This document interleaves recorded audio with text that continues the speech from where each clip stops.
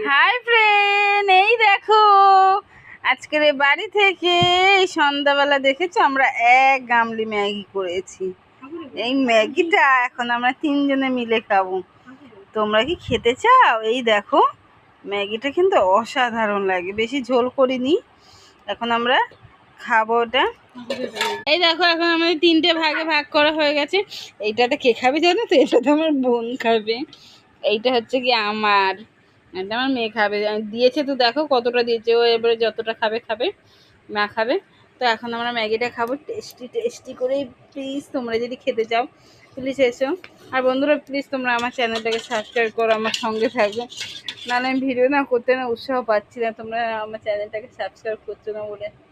কাঁচা লঙ্কাটা নিয়ে আসো। ম্যাগি নিয়ে নিয়েছি, এখন এটা খাবো।